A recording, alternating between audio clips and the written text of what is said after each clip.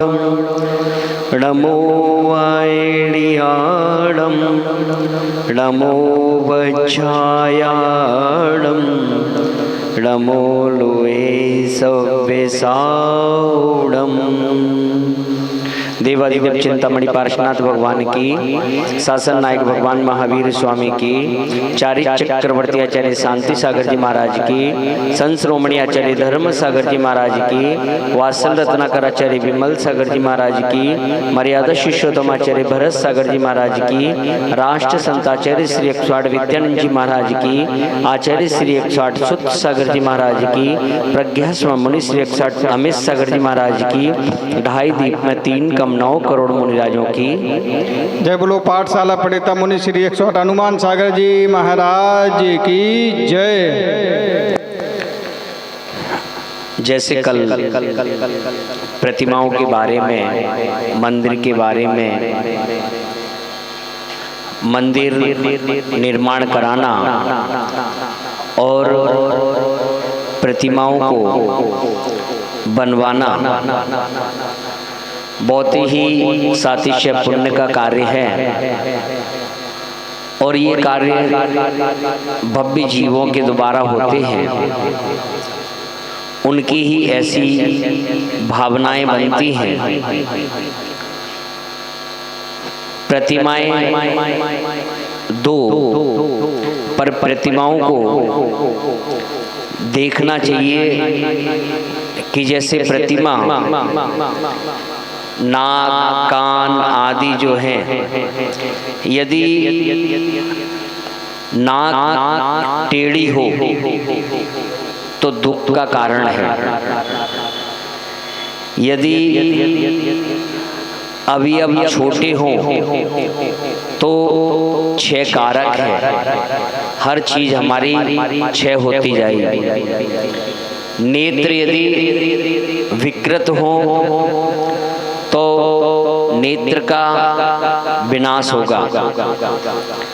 मुख यदि छोटा है भोग विनाश होंगे।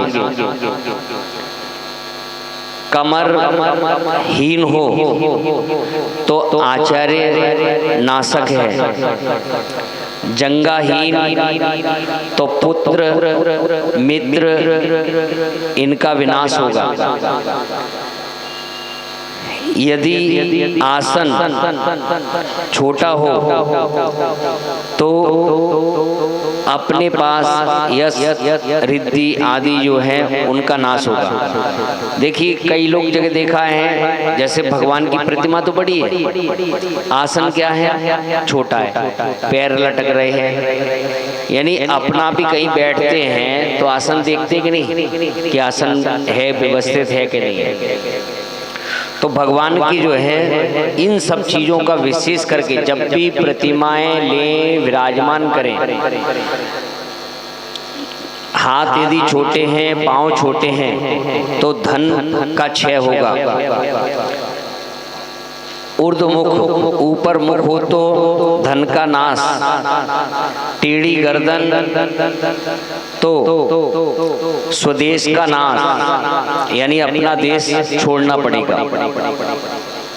अधोमुख नीचे मुख हो तो चिंता कारक है। ऊंचा नीचा मुख हो तो विदेश गमन, बाहर जाना पड़ेगा।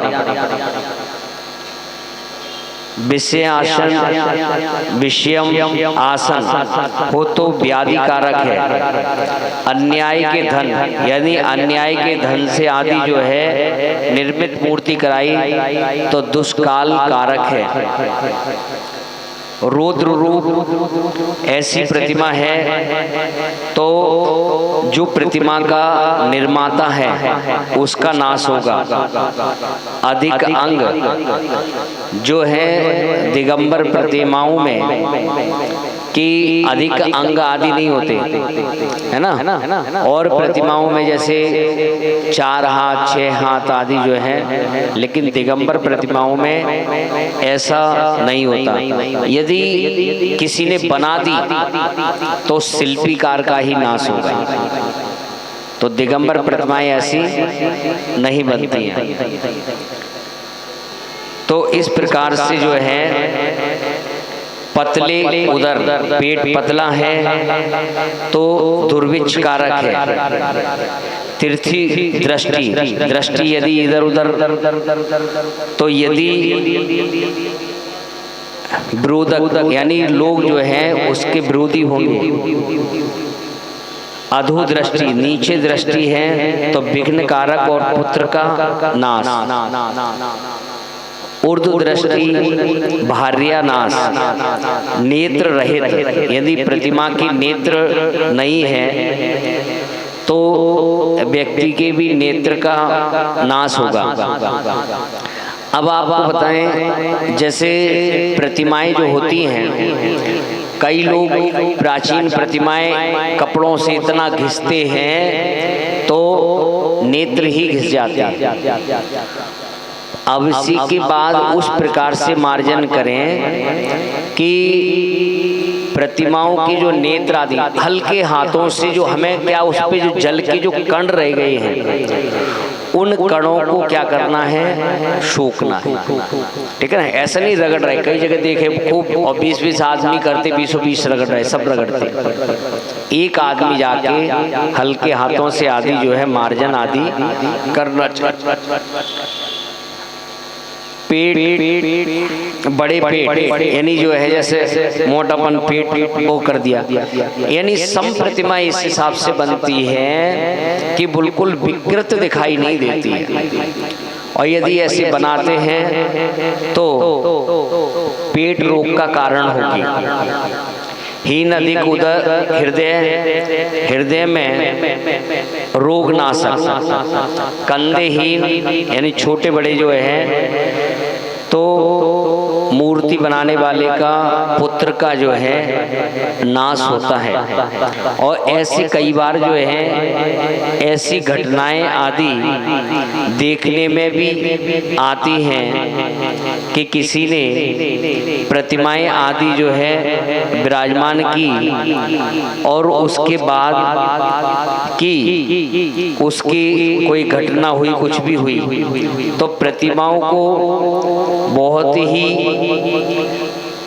हिसाब से देखकर तब प्रतिमाएं आदि जो है मंदिर में रखवाना चाहिए। उनकी प्रतिष्ठाएं आदि जो है करना चाहिए। मंदिर जो है तो मंदिर की जो दीवारें अंदर जो गर्भगृह आदि जो है उसके पीछे सुई की नोक के बराबर भी छिद्र नहीं होना चाहिए। देवालय में जहाँ पर देवालय है उसमें जैसे छेद या खिड़की आदि बनाते हैं तो आलय आदि जो है वेदी के पीछे खिड़की रोशनदान आदि जो भी वो भी नहीं होना चाहिए। अपितु जो है राक्षसों का निवास रहेगा।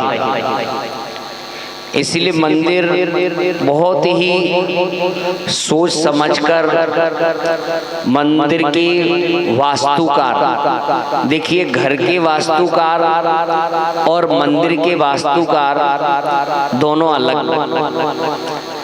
एक ही वह नहीं कर सकते, क्योंकि हर जगह का वास्तु आदि जो है अलग होता है। अब इसी के कारण जो है किसी को भी वास्तुकार बनाकर किसी को भी आर्किटेक्ट वो करके मंदिर का निर्माण कराने लगे। इसीलिए जो है आज जो मंदिर बन रहे हैं वह मंदिर के वास्तु के हिसाब से नहीं बन रहे हैं। आप प्राचीन मंदिरों को देखिए और अभी के जो मंदिर आप देखिए तो कितना अंतर है। तो जो मंदिर के वास्तुकार हैं उनके हिसाब से ही उनसे ही सलाह मशवरा करके तब मंदिर का निर्माण आदि जो है कराना चाहिए। प्रतिमा जैसे मंदिरों में विराजमान करते हैं, प्रतिमा यदि खंडित आदि हो जाती है जैसे जमीन पे गिर जाती है। एक तो धातु की प्रतिमा होती है और पाषाण की प्रतिमाएं होती हैं। तो जो पाषाण की प्रतिमाएं हैं उन प्रतिमाओं को सबको अचल करना चाहिए, यानी फिक्स कर देना चाहिए। सीमेंट आदि लगाकर उनको फिक्स कर देना चाहिए, यानी हिलना डुलना नहीं चाहिए। प्रतिमा यदि हिलती है तो समाज हिलती है। प्रतिमा यदि टकराती है आपस में तो समाज टकराती है। प्रतिमा यदि टेढ़ी विराजमान है तो समाज भी टेढ़ी चलती है। यदि प्रतिमा पोल में विराजमान है तो समाज भी जो है पोल में यानी गड्ढे में जाएगी। तो इन बातों का विशेष करके ध्यान रखना चाहिए। कमल पर यानी मूलनायक भगवान जो है कमल पर विराजमान करें। कमल जो आसन है इतना आसन बड़ा होना चाहिए वो विराजमान करने लगे। भगवान का आसन जो है धातु का हो, पाषाण का हो, ठोस धातु हो, तो इस प्रकार से आसन होने चाहिए। काष्ठ आदि के आसन नहीं होने चाहिए धातु के आसन, क्योंकि प्रतिमाएं जो हैं बहुत लंबे समय तक विराजमान रहती हैं और काष्ठ आदि की प्रतिमाएं काष्ठ आदि का जो आसन है वह लंबे समय तक आदि जो है नहीं चलता, उसमें जीव आदि उत्पन्न होने की संभावना रहती है। प्रतिमा वेदी में लाइट नहीं होना चाहिए। वेदी के अंदर जो है लाइट आदि नहीं होना चाहिए। यदि उजाला आदि करना है तो आप आजकल लाइट सिस्टम हो गया, लेकिन बाहर से अंदर वेदी की,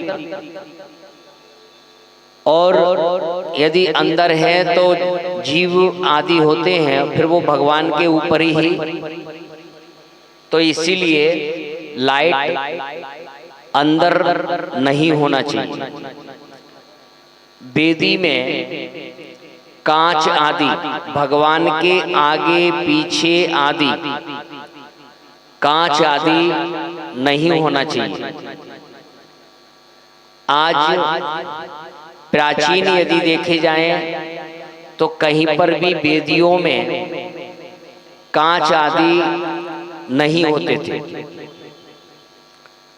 आप देखिए सोना गिर जाइए और भी प्राचीन क्षेत्रों पर जाइए और महाराष्ट्र में जाइए, कर्नाटक महाराष्ट्र में अभी भी नहीं है, गर्भगृह बने हुए हैं। तो गर्भगृह में वहां पर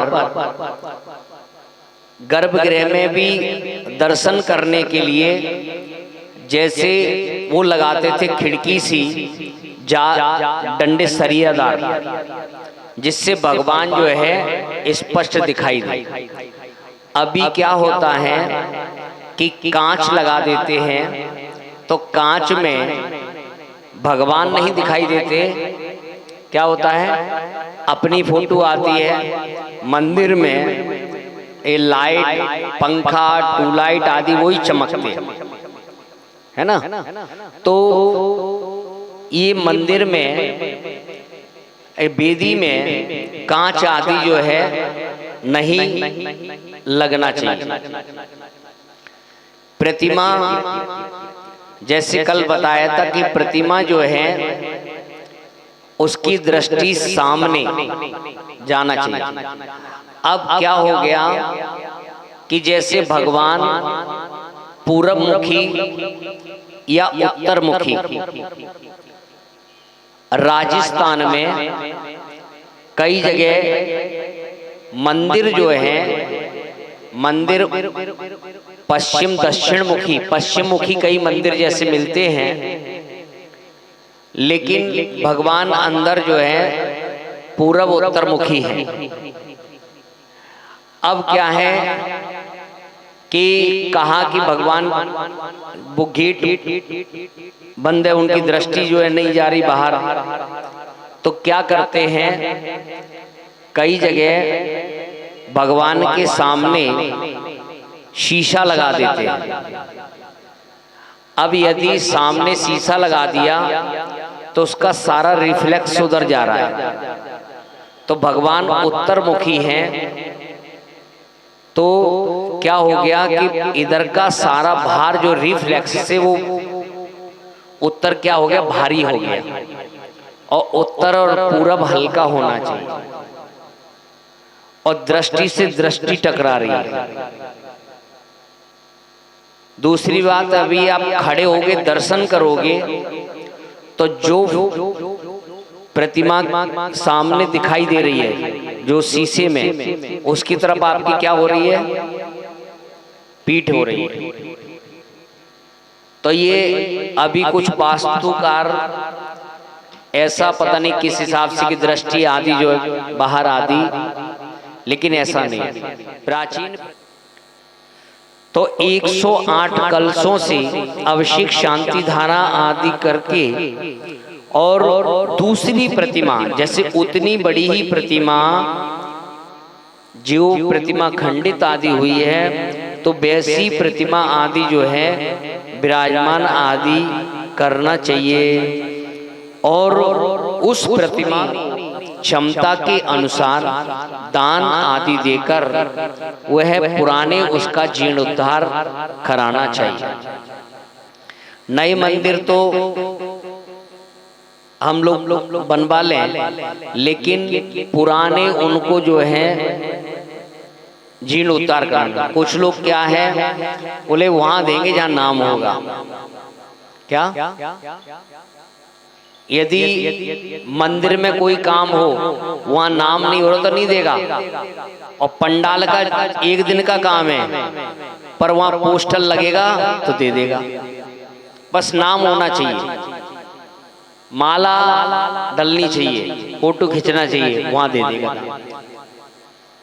मंदिर जी का शिखर, दीवार, छत, फर्श आदि में क्षरण होने लगे तो चूना सीमेंट गिरने लगे, गड्ढे हो जाएं, जाले आदि लगे तो त्रस्त जीवों के आवास होने लगे, कूड़ा इकट्ठा होने लगे, दीवालों में छिद्र हो जाएं, दरार पड़ जाएं, शिखर तथा छत पर कोई या वनस्पति होने लगे, तब भी जीर्णोद्धार तथा सफेदी न कराई जावे तो वह महादोष समाज को पीड़ा कारक है।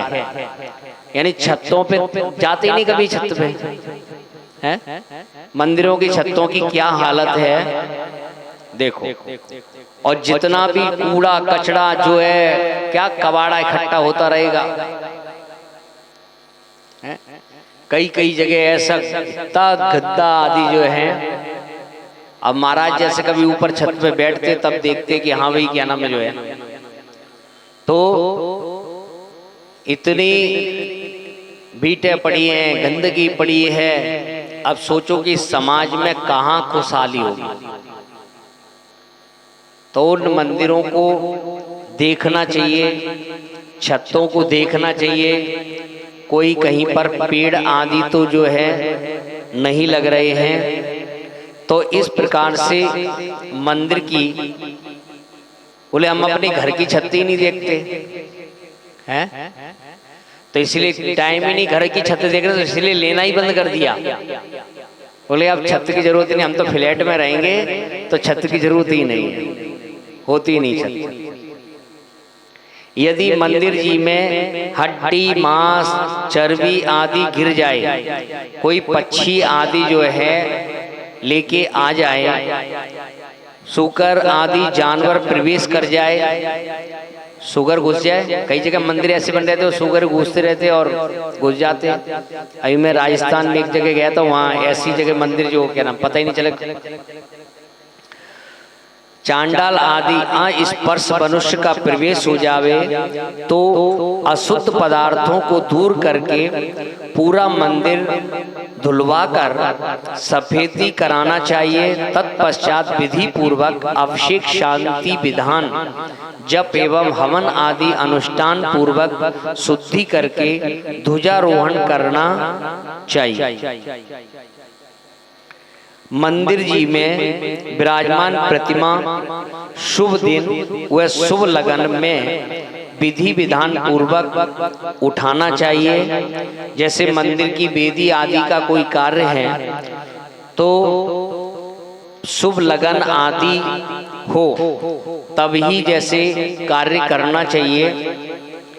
पहले मूलनायक एवं अन्य प्रतिमाओं को क्रम से विनय पूर्वक उठाना चाहिए। पहले मूलनायक भगवान क्रम से जो है आदि प्रतिमाएं और विनती आदि करते हुए तब वहां से ये कार्य विधि पूर्वक ही करना चाहिए। मंदिरों के कार्य जो हैं बहुत व्यवस्थित रूप पर और करते हुए संकल्प कि इतने समय में हम विराजमान आदि जो है कर देंगे। ऐसा नहीं है कि कभी भी उठाओ कभी भी जो है विराजमान आदि करो। प्रतिमा आदि की जो है पहचान, प्रतिमा जैसे बताया था कि प्रतिमा धातु, सोना, चांदी, पीतल आदि की प्रतिमाएं आदि। अब उन प्रतिमाओं की पहचान कैसे करें कि ये प्रतिमा किसकी है? तो जिस प्रतिमा पर क्या हो, चिन्ह हो, तो जिस प्रतिमा पर चिन्ह हो, अष्ट प्रातिहार हो, यक्ष यक्षिणी हो, वह प्रतिमा तीर्थंकर अभ्यंत भगवान की कही जाती है। जिस प्रतिमा पर क्या हो, चिन्ह हो, अष्ट प्रातिहार हो और यक्ष यक्षिणी हो, वो तीर्थंकर अरिहंत भगवान की प्रतिमा होती है। जिस प्रतिमा पर चिन्ह नहीं है, यक्ष यक्षिणी नहीं है, अष्ट प्रातिहार सहित है, वह प्रतिमा अरिहंत भगवान की होती है। जिस प्रतिमा पर चिन्ह नहीं है, यक्ष यक्षिणी नहीं है, अष्ट प्रातिहार सहित है, वह प्रतिमा अरिहंतों की होती है। अब देखिए तीर्थंकर जो है 24 है, ठीक है ना? तीर्थंकर 24 हैं और अरिहंत जो है अरिहंत बहुत है। आज भी भरत ऐरावत क्षेत्र में अरिहंत परमेष्ठी नहीं है, लेकिन विदेश क्षेत्र में आज भी 8,58,502 8,58,502 अरिहंत परमेष्ठी आज भी वहां पर विराजमान है। अब देखिए जैसे यहाँ पर अरिहंत भगवान की जो प्रतिमाएं हैं उनके रूप में जैसे भरत बाहुबली ये तीर्थंकर नहीं थे। कामदेव, चक्रवर्ती, राम, हनुमान, 3 पांडव, ऐसे कितने ही जीव जो तीर्थंकर नहीं थे, अरिहंत पद को प्राप्त करके मुक्ति को प्राप्त किया, तो उनकी यहाँ पर प्रतिमाएं आदि जो हैं बनाई जाती हैं। उनकी यहाँ पर प्रतिमाएं आज भी जैसे मिलती हैं। राम, हनुमान, सुग्रीव आदि मांगी तुलगी से मुक्ति को प्राप्त किया। लव कुश और प्रद्युमन आदि जिन्होंने गिन्नार पर्वत से मुक्ति को प्राप्त किया, तो इनकी प्रतिमाएं आदि भी जो है देखने में आती हैं। सम्मेद शिखर में 30-24 बनी हुई है, वहां पर 24 कामदेव की प्रतिमाएं हैं। क्या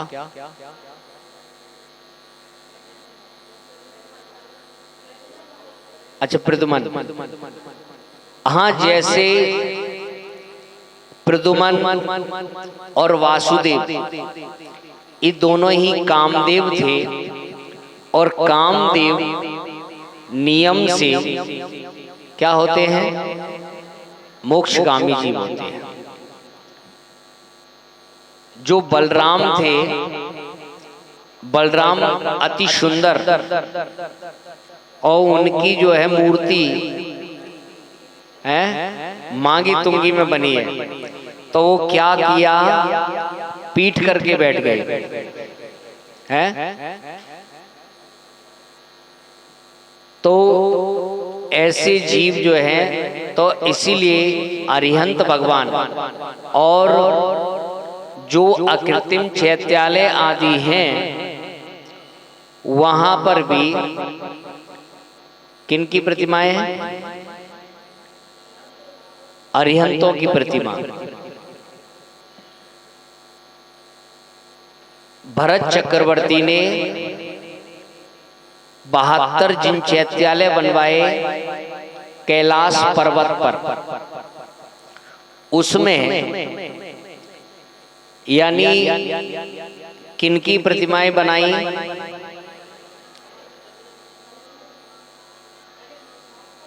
भूत, भविष्य, वर्तमान, तो 24 जो बनवाई, तो 24 यानी उस समय सिर्फ प्रथम तीर्थंकर थे, लेकिन फिर भी उन्होंने बाकी के 23 तीर्थंकरों की प्रतिमाएं जो वर्तमान में होंगे, क्योंकि ये निश्चित है कि 24 तीर्थंकर होते हैं, न 23 और न 25। और जो भूत काल में हो गए और जो भविष्य में होंगे। अब देखिए कि अभी अपन भी वर्तमान के तो जो है ही अपने तो हो गए, पर भरत चक्रवर्ती के सामने नहीं थे, होने थे, तब भी उन्हें बनवा दिया। और भूतकाल के हो चुके थे और वर्तमान भविष्य में जो होंगे ऐसी उन्होंने बनवाई। तो आज अपन भी कई मंदिरों में प्रतिमाएं जो है भूत, भविष्य, वर्तमान की प्रतिमाएं मिलती हैं। अच्छा, फिर जो है कि अभी जैसे 5 भरत, 5 ऐरावत और 5 विदेह क्षेत्र और विदेह क्षेत्र संबंधी 160 नगरियां, कितनी? 160 नगरी ठीक है ना। तो जैसे अब 5 विधि क्षेत्र के कितने हो गए? 16 पंजे हैं 160 हो गए ना। एक विधि संबंधी 32, ठीक है ना। और 5 विधि है ना 160, और 5 भरत और 5 ऐरावत, ऐसे 170 तीर्थंकर एक साथ हो सकते हैं। कहा जाता है भगवान आदिनाथ के समय, अजितनाथ भगवान के समय 170 तीर्थंकर एक साथ हुए। पर अभी मेरे पढ़ने में तो नहीं आया, पर ऐसा जो है तो इस प्रकार से जो है कि प्रतिमाएं, सिद्ध परमेष्टि की प्रतिमा, तो जिस प्रतिमा के साथ में चिन्ह नहीं है, अष्ट प्रातिहार नहीं है, यक्ष यक्षिणी नहीं है, सिर पे बाल नहीं है, ऐसी प्रतिमा किनकी होती है? सिद्ध परमेष्टि की प्रतिमा होती है।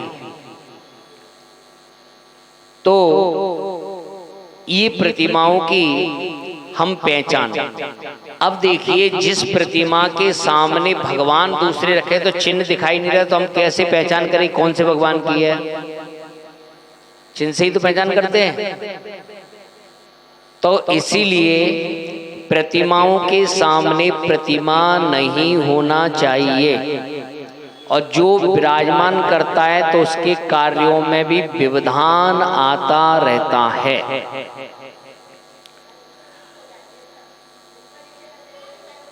रखो, हम कह रहे प्रतिमा के सामने, हमने ऊपर नीचे की तो बात ही नहीं की, हमने कहा प्रतिमा के सामने प्रतिमा, यानी प्रतिमा का कोई सा भी भाग ढकना नहीं चाहिए।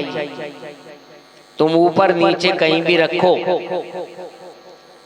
लेकिन प्रतिमा के सामने प्रतिमा बिल्कुल भी कोई भी अंग ढकना नहीं चाहिए।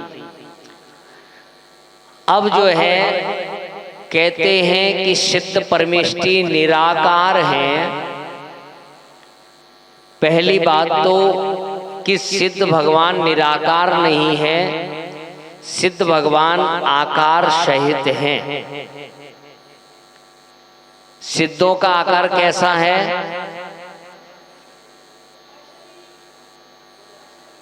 शरीरी है, पर आकार जो है वह पुरुषाकार है। क्या है? पुरुषाकार है। तो यहां से जब वो मोक्ष प्राप्त करते हैं तो किस पुरुषाकार, यानी मुनि होते हैं, अर्यन सिद्ध, तो आकार उनका होता है पुरुषाकार। शरीर रहित हैं, आकार रहित नहीं है। अब उनकी यहाँ पर जो प्रतिमा विराजमान करते हैं, तो कुछ लोगों ने एक पोली सी प्रतिमा बनाकर जो है विराजमान की है? तो वह प्रतिमा प्रतिष्ठित कैसे की जाएगी? क्योंकि जिस प्रतिमा के अंग उपांग आदि नहीं है, तो अंकन न्यास विधि, प्राण प्रतिष्ठा, सूर्य आदि मंत्र कहाँ दिया जाएगा? तो ऐसी प्रतिमा मान्य नहीं है। जो पोली आदि जो प्रतिमा है, यह परंपरा आज से 100-150 साल प्राचीन परंपरा है। इससे प्राचीन प्रतिमा कहीं पर भी देखने में नहीं आती है, और वो भी पाषाण में तो कहीं नहीं, धातु में ही देखने में आती है। जैसे प्राचीन प्रतिमा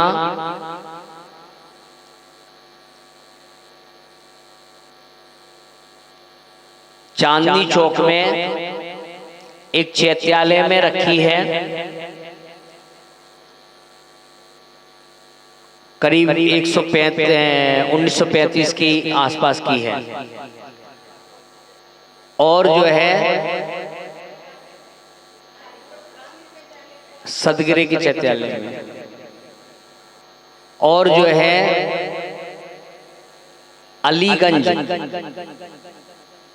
जो कंपिल जी के रास्ते में पड़ता है, वहाँ एक मंदिर है उसमें, और गुड़गांव में बारादरी के ये मंदिर में, वहाँ पर भी ऐसे कुछ जगह जो है प्रतिमाएं विराजमान हैं। बाकी की प्राचीनता में कहीं पर भी ऐसी आज भी कुछ साधु ऐसी प्रतिमा की प्रतिष्ठा नहीं करते हैं। जैसे कई जगह ओमकार बना हुआ है, तो ओमकार में पंच परमेष्ठी की प्रतिमा देखी जाती है, तो वह पूर्ण रूप से प्रतिमा, बस उसके बाल नहीं होते हैं और चिन्ह आदि जो है नहीं। प्राचीन प्रतिमा में देवगढ़ में पंच परमेष्ठी की प्रतिमाएं आदि जो है देखी जाती है। कुछ प्रतिमाओं की पहचान आदि जो है, जैसे भगवान आदिनाथ, जिनकी कहीं पर केस जो हैं बड़े बड़े केशों की प्रतिमा आदि जो है मिलती है। भगवान आदिनाथ की,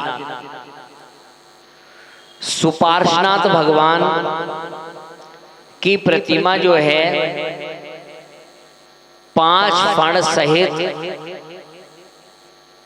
कहीं कहीं मिलती है, और कहीं बिना फंड के भी प्राप्त होती है।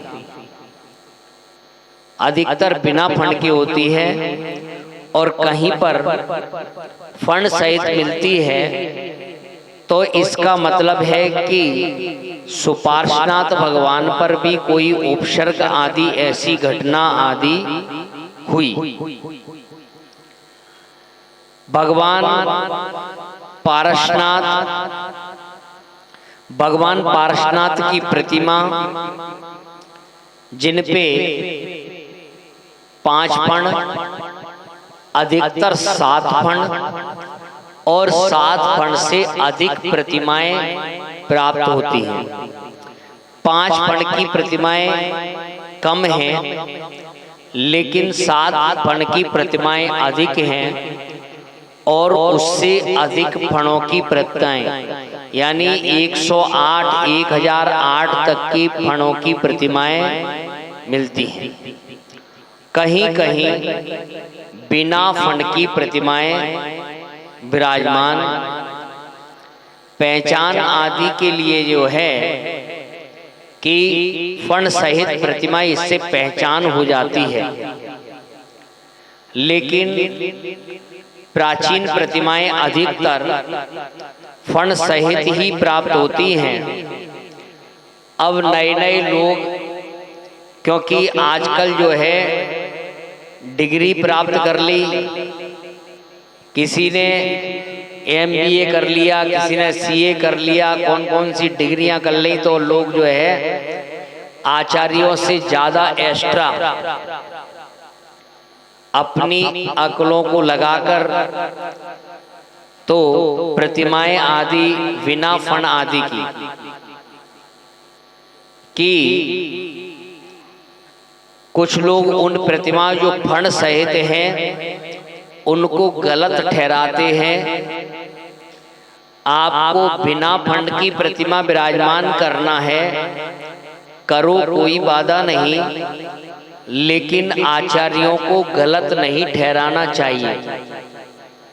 और हमारे आचार्य दूरदर्शी होते हैं, वो तुच्छ नहीं सोचते, वो हमेशा उच्च सोचते हैं, आगे की सोचते हैं। तो कुछ ना कुछ कारण आदि रहा होगा जब उन्होंने फंड सहित प्रतिमाएं आदि जो हैं बनवाई।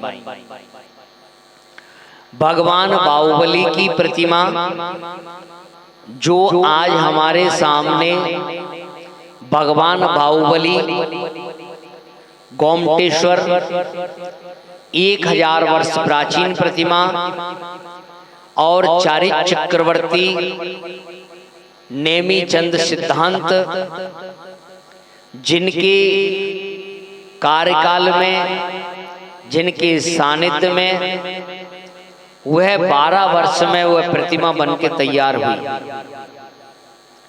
तो ऐसे बड़े आचार्य, उनके सामने जो प्रतिमा बनी और उस प्रतिमा पर भी बेल सहित प्रतिमा है।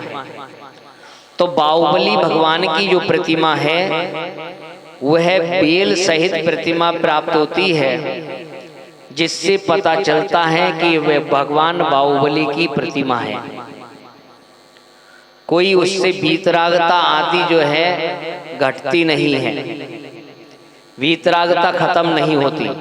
देखो, बेल सहित होते हुए भी वीतरागता झलकती है, फण सहित होते हुए भी वीतरागता झलकती है।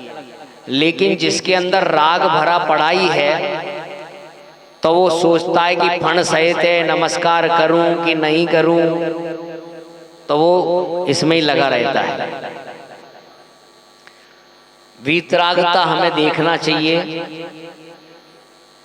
ऐसी प्रतिमाएं पूज्य हैं, अपूज्य नहीं हैं।